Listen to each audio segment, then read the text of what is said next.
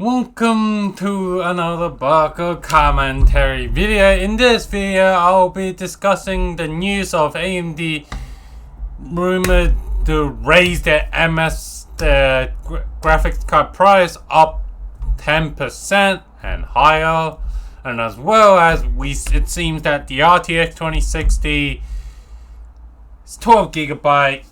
It's now out of the rumor mill and incoming. And as well as I'll be talking about high-end desktop platforms seems to be just laying left behind. And as always, I give my opinions on it.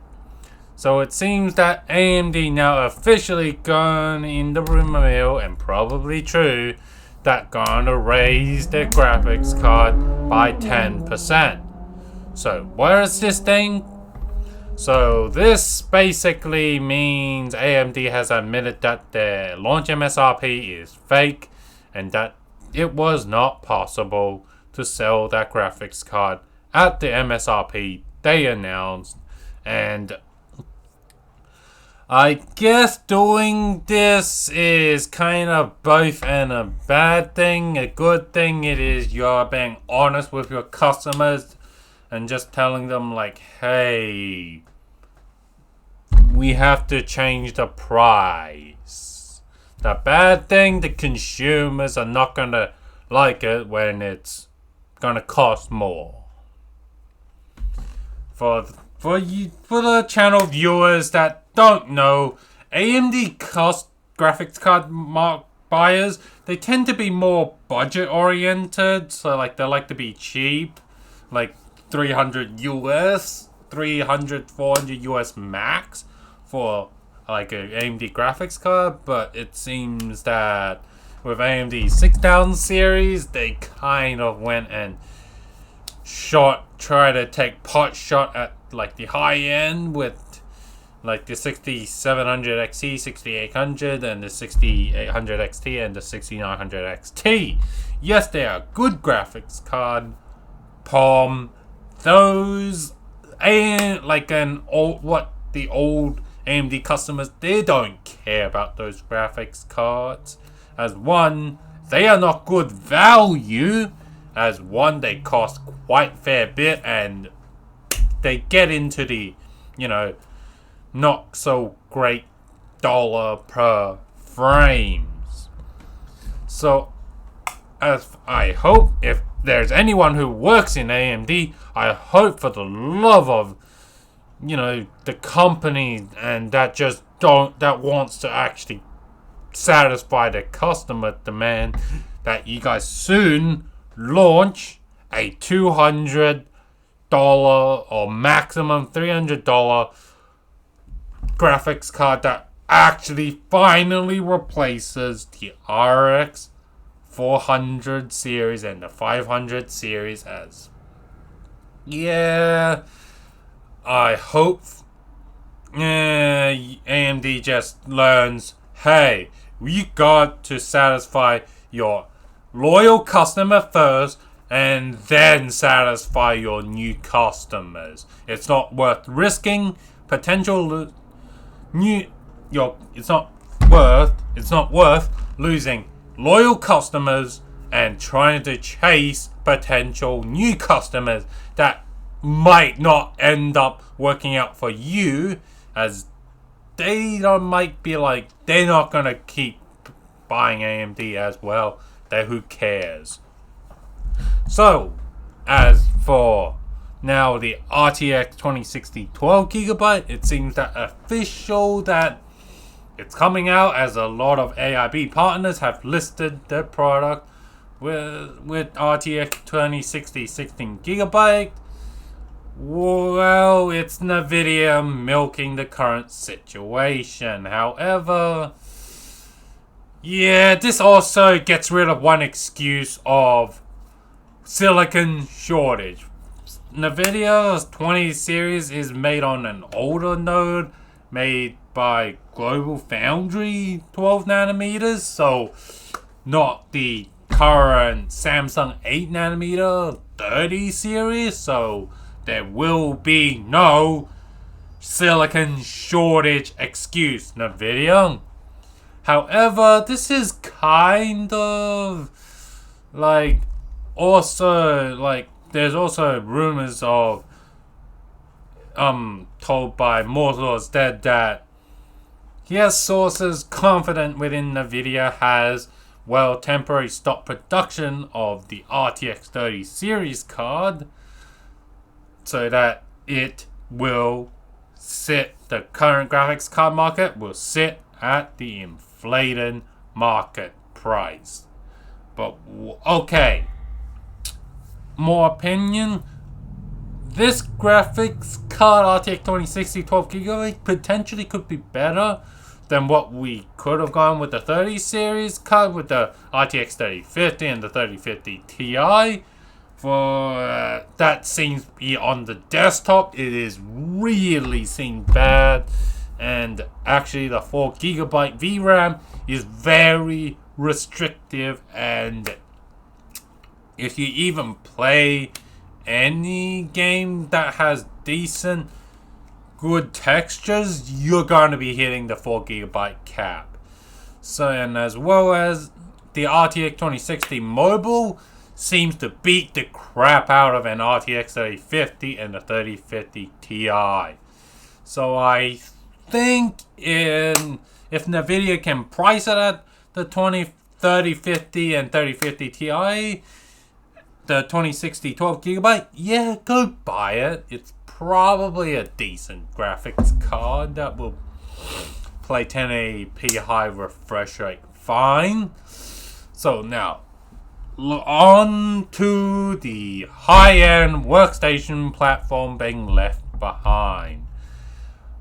For the current market, AMD is still using 3000 series cores, and meanwhile Intel still uses the Intel Skylake cores, and which is, I think the last time they really got a refresh was the 7th gen. So like we're currently on 12th gen, and the high-end desktop platforms like on 7th gen. So like, oh boy, we're like 4 generations old on the high-end platform.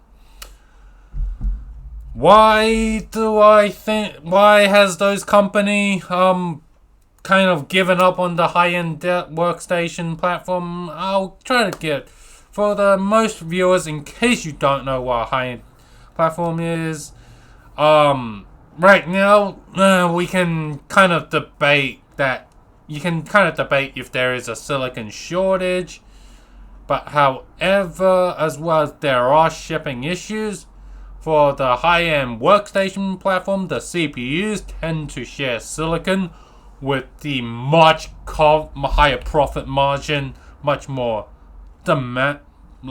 coveted by the Intel and AMD, the Xeons, and on the AMD side that would be the EPYC and the Rome CPUs.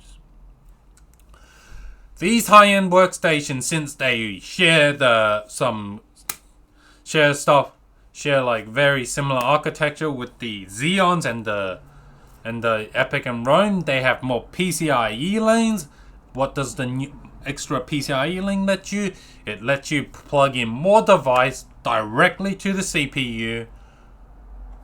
For most people, for your consumer CPUs, they have about 20 they have like 20 PCIe lane max.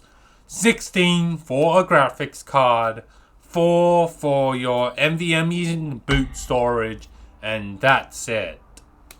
However, the high-end desktop platform, as I previously said, has more PCIe bandwidth, so you're able to run multiple graphics card, 2, 3, 4 graphics card, and you might be able to run like multiple 10 gig NIC, and a lot of like these high performance drives that use PCIe and doesn't sometimes when you take a consumer platform and you start plugging in a bunch of PCIe devices, you're gonna start getting devices dropping out because, well, there's not enough lane. It's like a highway. You know, when we drive on a road, you get traffic jam. You might end up with like some traffic jam if you bought like the consumer platform, which doesn't have the enough lanes for enough cars to go around, and you start putting so much car. Well, yeah.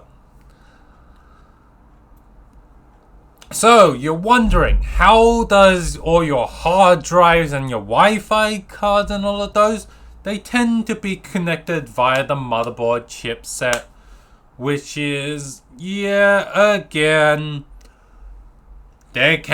since they're again, high-end desktop platform chipset tends to have, again, more bandwidth, and therefore, again, just like this PCIe lanes, it has more capacity, more data, so you can plug more hard drives in and plug, well, faster Wi-Fi cards in them. On top of this, as it said, does Intel, since it, like, for those who don't know, there's enterprise servers, CPUs, and their profit margin is, if you were to actually see the profit margin for these Xeons and Epics and Rome CPU, they are way more profitable per CPU, per sale for each of their respective company, Intel and AMD. As well, these Xeons and Epics and Rome CPUs, the people who are buying them, well, you might know some of those companies. NASA,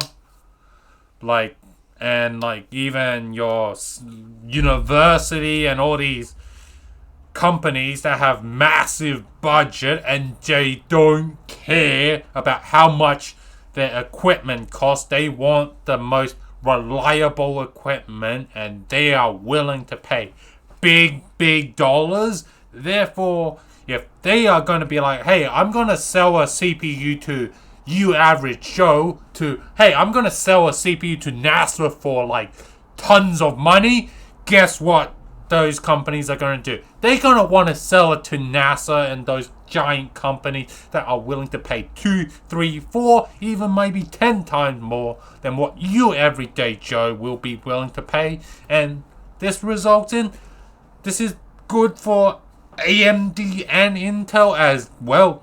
This means higher profit margin.